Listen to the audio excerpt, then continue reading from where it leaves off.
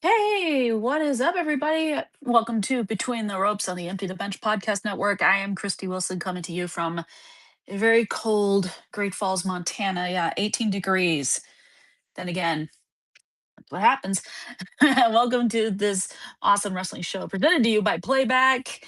It is going to be definitely an interesting show. I got topics lined up, and I'm going to actually do something right now at the top of the hour, right now, the beginning of the show. I don't do this all the time, which is shout outs. I'm going to give a shout out to a wrestler in particular, Red Velvet. If you watched Ring of Honor's Final Battle pay per view event last night, she finally she beat Mercedes Monet for the Ring of Honor Women's World Television Championship. Now, will this lead to Mercedes having to crash out? Well, she kind of looked like she was crashing out.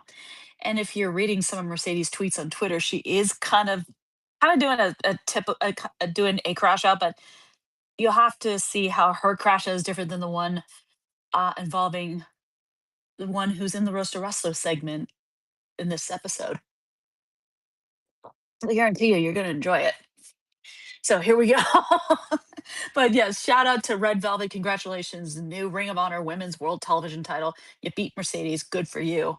Now, Layla Gray, Miss Layla Gray, if you could, and I'm not asking for much, please beat Mercedes for the TBS title on Collision tonight. Please. Please. Okay. I'm going to get to the show. Definitely going to get to the show.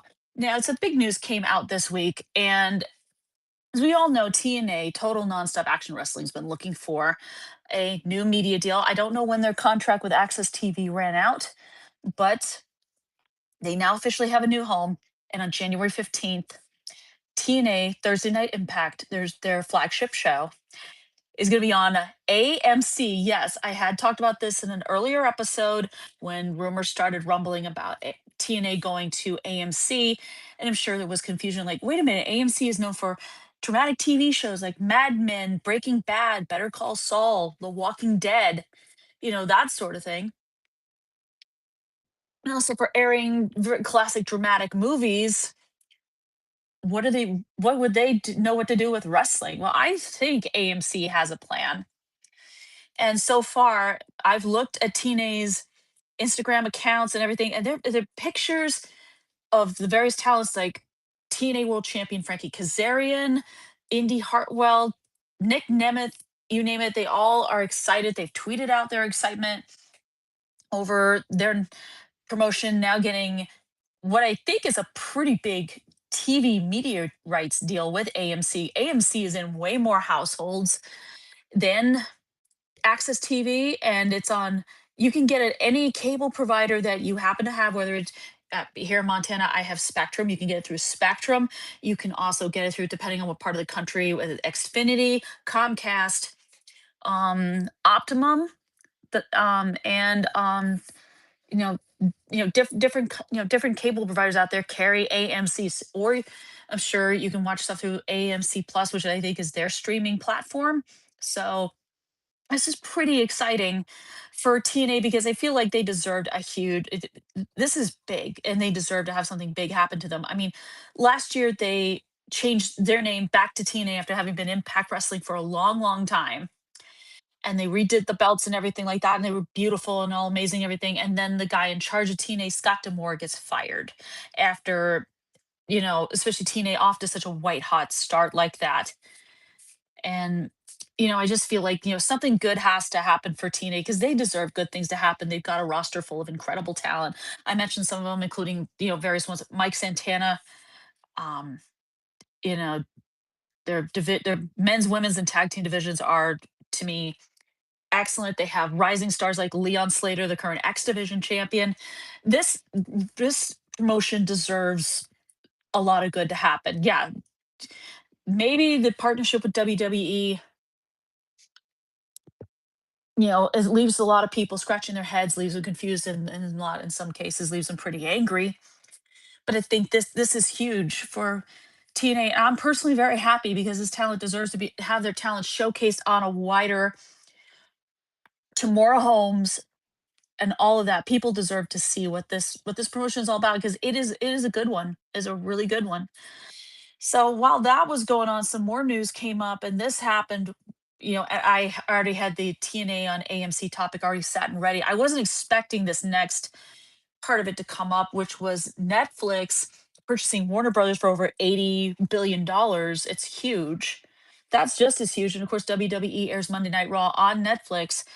But if any of you AEW fans were concerned about how this affects them, well, I found another tweet, which was Netflix is not purchasing the linear channels, meaning the main channels owned by Warner Brothers Discovery. Those will get spun off into a new entity called Discovery Global.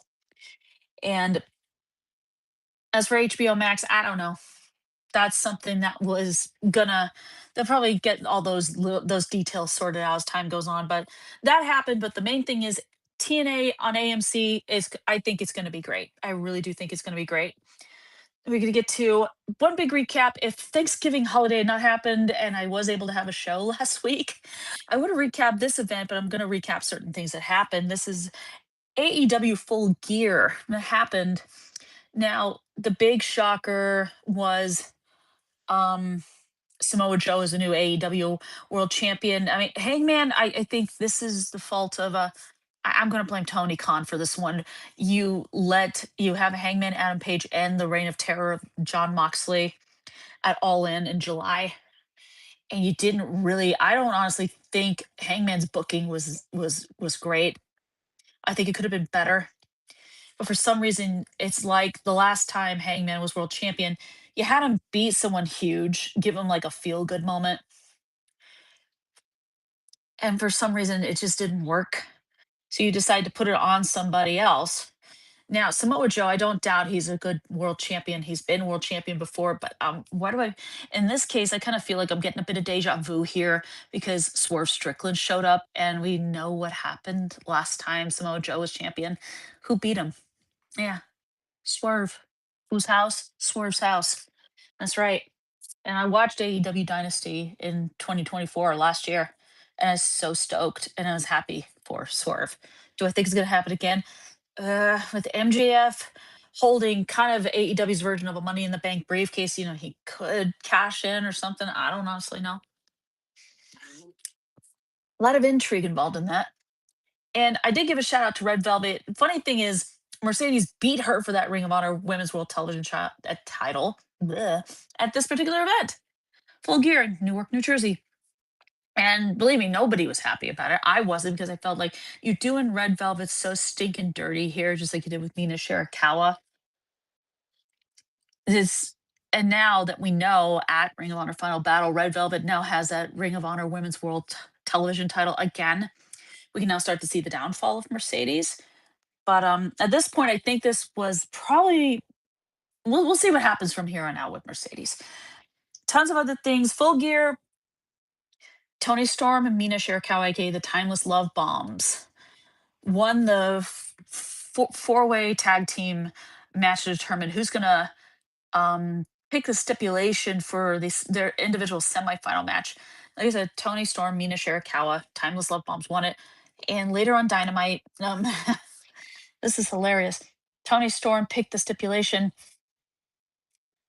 a hardcore holiday death match. Sorry, I can't do it in the voice she said that in. So please forgive me for that one. But this kind of goes into another topic I have, and I'm doing this completely out of order. But yeah, you have an AEW Women's Tag Team title match set for their special Dynamite episode Winter is Coming in Cardiff, Wales. Timeless Love Bombs, Tony Storm, Mina Shirakawa versus the Babes of Wrath, Harley Cameron, Willow Nightingale. This should be interesting. I know some people are not happy about the whole face versus face matchup. It can work. It depends on how you do it, how you book it, how the competitors pull it off in the ring. So I do not know how they're going to pull it off, but I hope they can, because you know, let's face it, Marina Shafir and Megan Bain, these so-called mega problems. That's the dumbest name I've ever heard in my life. I really did not think it was going to work, especially when Penelope Ford went down with the injury. I thought, Megan, you may need to get another tag team partner. And I was not wanting Marina Shafir to be that partner. She's too much of she's a death rider. What can I say? What can I also say about that? That was I just did not like that tag team. That was like a team that got thrown together and see if it would stick. Well, yeah, didn't work. However, speaking of Tony Storm and the Death Riders, hey Tony Khan, if you don't book Tony Storm versus John Moxley, I am going to be very upset with you about it. So, if you could, sir, please, pretty please. Mm, okay, enough of that. Enough of that. I'm going to get into the most recent event that happened. I'm going to recap, and that is Survivor Series. And this is where my Wrestler of the Week and Roast of Wrestlers subject pretty much meet here. This is actually insane, if I'm being honest. Survivor Series taking place at Petco Park in San Diego, California. If you saw the video I did on the show's social media accounts of my Survivor Series picks, I went 2-2, so I didn't do so hot. But I did get a couple of matches right, but I'm going to get to the ones I actually didn't get right. John Cena versus Dominic Mysterio, Intercontinental title on the line. I did not want Cena to lose because I thought the Last Time Is Now tournament would be more intriguing if Cena had a title and his opponent, his last opponent, would get that opportunity to win it from him and retire him at the same time. I will get to that later, much later. But this just felt like a very unfair matchup. I mean, Dominic had the entire Judgment Day in there.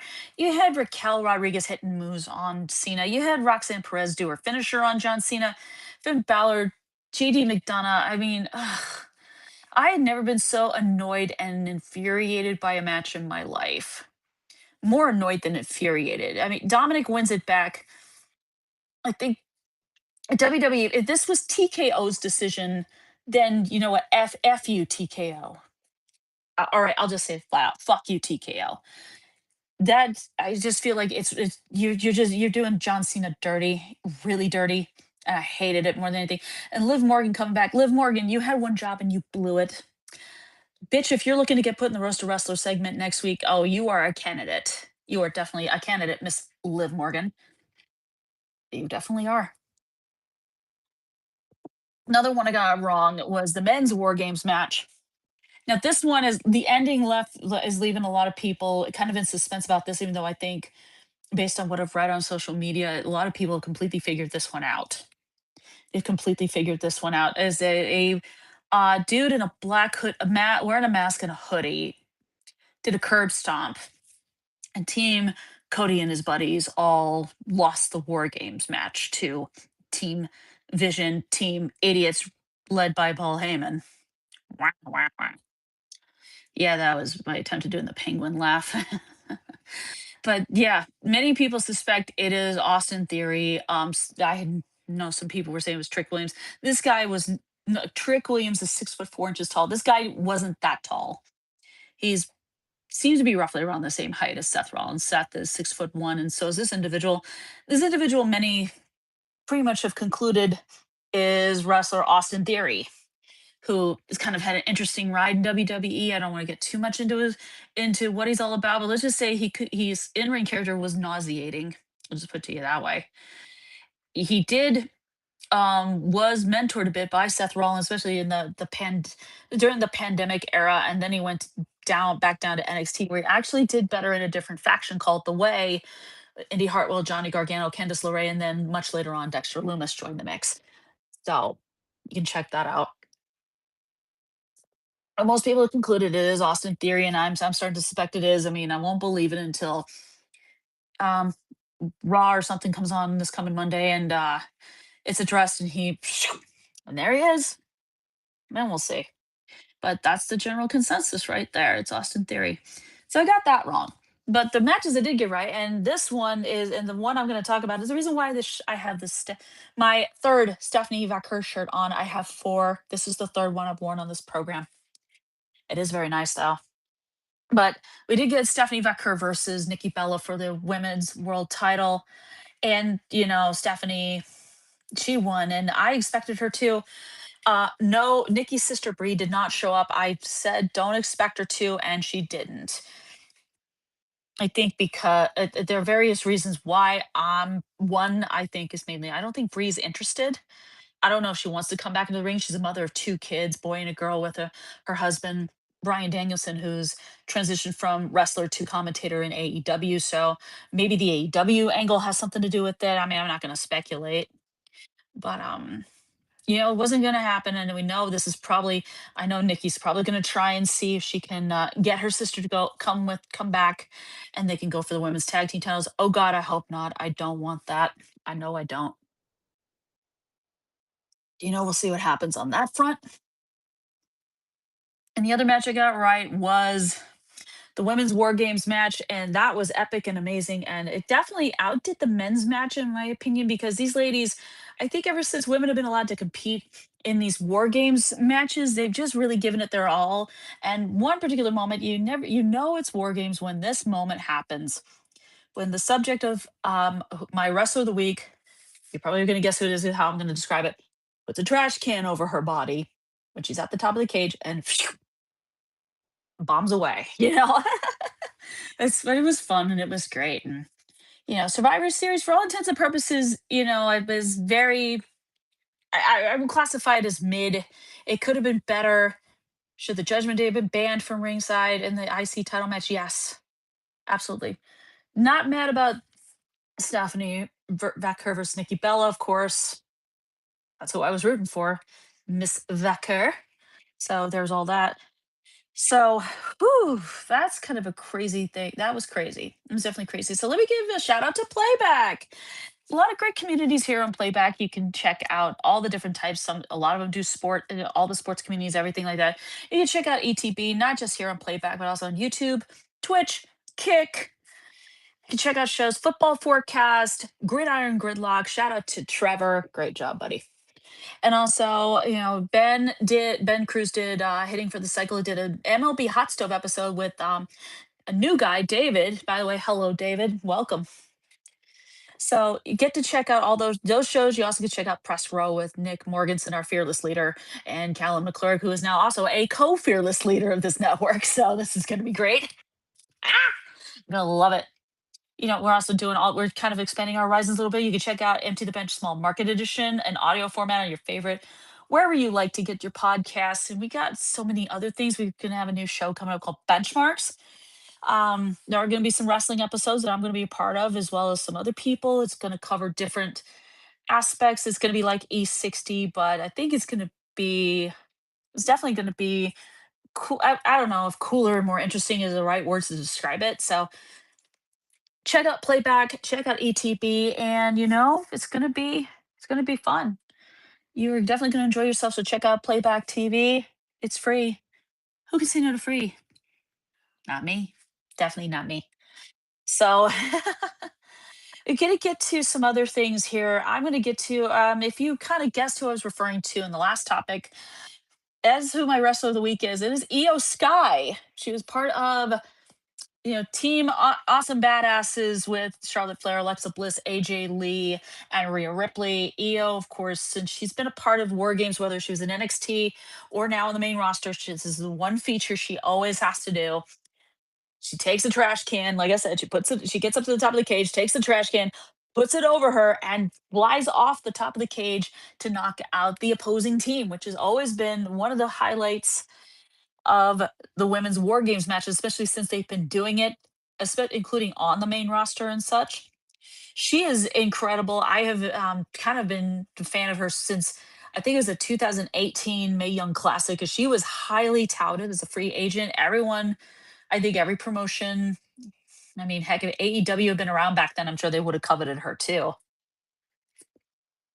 She's been, she's pretty much, I think, won almost everything in this company, from, NXT women's champion, women's world champion, women's tag team champion. She was even part of a faction called Damage Control with Dakota Kai, who now goes by the name Charlie, and then and Bailey. So, and then that's kind of evolved. She's right now in in an interesting storyline with her real life bestie Kyrie Sane, and Kyrie's tag team partner, the legendary Asuka, which should be fun. And it seems Io has an ally in Rhea Ripley, the Eradicator, which is great. And they, oh, excuse me. they're going to go after the women's tag team titles, but we know there are other women's tag teams who want those titles, including Charlotte Flair and Alexa Bliss, who lost them to Asuka and Kyrie, aka Kabuki Warriors. Pardon me. But Io to me, just she has all the she seems like seems like a fun, like a really fun, cool person, and she just seems to give it her all every time she's in the ring. And her promos, there have been promos where she and Asuka have cursed at each other in Japanese, and I have seen some videos where someone does the translation for it, which is great, and it's hilarious.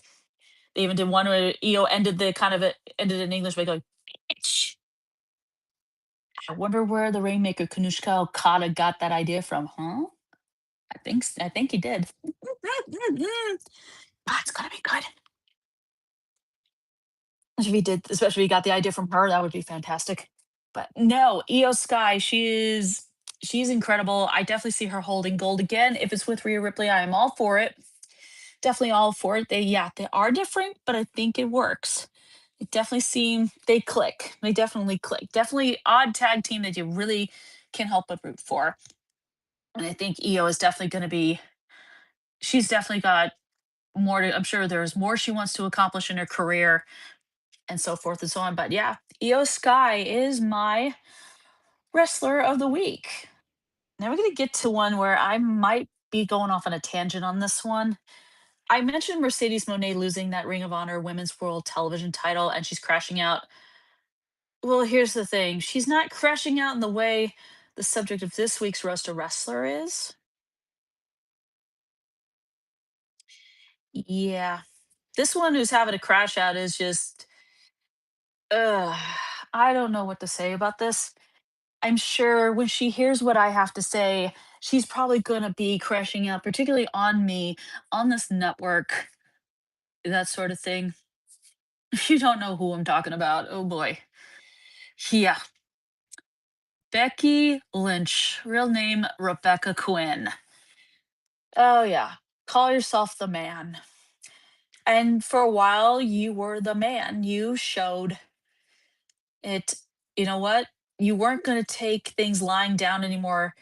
You were going to push your way up to the top. You did all that. You've accomplished pretty much everything.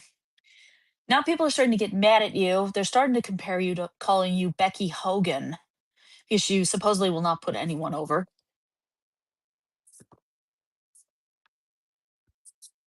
You win the women's intercontinental title and you embarrass the living fuck out of Lyra Valkyria. Humiliate this poor woman. Heck, she even said you were in one of the inspirations for her deciding to become a pro wrestler in the first place. And you flat out, and I know you're being a heel. I get it. You're doing your job. But hear me out as I am mixing me going into character, a little bit of what's called a shoot, meaning reality here, meaning real life. Becky, take your turn the fucking caps lock button off your phone. Stop tweeting in all caps. Stop threatening Busted Open Radio. Stop threatening Dave LaGreca. Stop threatening anybody out there. Don't even go after the woman you lost the women's intercontinental title with, Maxine Dupree. Don't send her a cease and desist letter. Don't even. Let's face it, bitch, there are those of us out there, we've had enough. Stop going off. You are ranting, raving, and now you know why people like me have been telling you, Becky, stop. Why do you think I've been saying you give so like Cody Rhodes saying enough, or B. Arthur's character from Golden Girls going enough already? Have you figured it out yet? You can't be that dumb. Okay? You cannot be that stupid. Shut the hell up. Shut up. You lost fair and square. Take out the fact that AJ Lee came skipping her way into the ring. By the way, hi AJ. Hello. Forget the fact that AJ Lee came out, kind of distracted you or stopped you from unhooking the padding off the turnbuckle. Forget about that for one goddamn minute and just face the fact you lost the women's intercontinental title fair and square. Maxine Dupree deserved it. And besides, it probably was better because it allowed you to go into war games as a member of the team comprised of a bunch of, I'm not even going to get into calling them names right now. I'm not even going to go that far. At least you didn't have that. So, and since then, you have gone into a complete, total ass crash out, saying, I have proof of this, I have proof of that. You even went after my wrestler of the week, Io Sky, for loaded trash can. Bitch, that thing was empty. Spray painted, decorated with her name on it just for her so she could land on everyone. Well, except maybe you because you got out of the way. I watched the match. Don't think I didn't. And then you're claiming when AJ Lee put you in her submission move, the black, what do you claim? Oh, he wasn't tapping, he wasn't tapping. Bullshit. Woman, you were tapping. That arm motion, I'm sorry, that I'm not buying it. I ain't buying it. You can call me crooked. You can try and send me a cease and desist letter. I'll just laugh at you, rip it up, and not give a fuck either way. I'll be like, boy, you're full of it.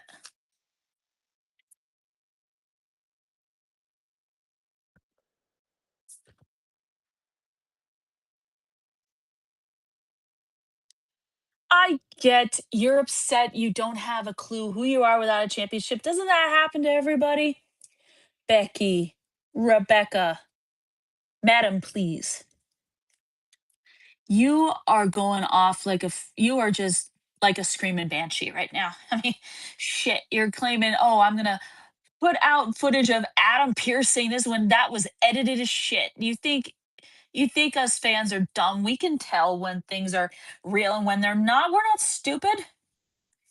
At New Day, Kofi Kingston, Xavier Woods, stay the fuck out of this situation. If I had a segment called Roast the Tag Team, you two assholes are going to be the first ones in it. So shut the fuck up. Stay out of this situation. As far as I'm concerned, it doesn't concern you. I get you don't have anything to do. You don't have anything better to do, and you lost a chance at those tag team titles to the men who currently hold them, AJ Styles and Dragon Lee. By the way, Becky, shut up about AJ. He's phenomenal. Shut up about Dragon Lee. He's awesome. He's great. And together, those two make a hell of a great tag team. So, don't even get any ideas. And I'm going to go back to Maxine Dupree and your little ranting and raving about her, especially when WWEshop.com and Fanatics put out a shirt features her with that belt, and you are screaming foul all over X. I mean, how many people out there, how many of you fans out there who have been watching this and either laughed at the absurdity of the situation or not have done this? Hold on. Done this. How many of you have done that? Put your face in your hands, shook your head, and like, why the fuck am I reading this? This is getting stupid. So basically, Becky, quit ranting, quit raving, quit coming across as a screaming banshee, or as AJ Lee likes to call it, is like to say you're barking like an angry little chihuahua. By the way, AJ, best line ever. I'm going to keep using it, by the way. Hope you don't get mad at me for it. But Becky, stop. This isn't funny anymore. This is irritating. This is annoying. And I'm sure nobody's going to take you seriously. I don't see Adam Pierce losing his job as the Raw GM. That man knows what he's doing. Like he says, love somebody today. That's good advice. You should take it. And if I see you going after Busted Open Radio, if you go after Dave LaGreca or anyone, I don't care if Bubba Ray Dudley's in your corner or not. That to me doesn't mean anything. You go after him, you go after Natalia, you go after Natty. I swear to God, Natty Neidhart, the low key legend, is going to come in and she's going to basically put you in a sharpshooter so painful you're going to be freaking screaming for mercy because it's going to hurt that friggin' bad. Uh huh. And she's going to do this to you as well. So, Becky, stop. You're going too far. Turn the character off. Go be mother to your adorable little girl and go be the loving, devoted wife to your hot husband, Seth Rollins. Yes, I'm going to clear one thing up right now. Yes, Seth is great looking, very attractive. I don't deny that. Not my type. Sorry. Hopefully, no offense there, Seth. I hope you don't take it personal. And here's the thing, when you're not at work, Becky, turn the character off. Go be with your daughter. Go be with your husband. Go be a wife and mom until you have to go to work. Stay off Twitter. Like I said at the beginning of this segment, take your finger off the caps lock key. Stop tweeting. Stop. Okay. All right. I'm going to stop or I'm going to keep going on for another like, oh, I don't know, 15, 20 minutes. Cause yeah, damn, I have a lot to say. I do have a lot to say, but I got to stop because I got to eat my dinner. So, all right. I hope everyone enjoyed this episode of Between the Ropes presented to you by Playback here on the Empty the Bench Podcast Network. I hope everyone had a great time watching, even though I probably went off the rails a little bit there. I do apologize. But thank you all so much for watching, and I will see you folks next week with a brand new episode Between the Ropes. I will see you folks soon. Bye.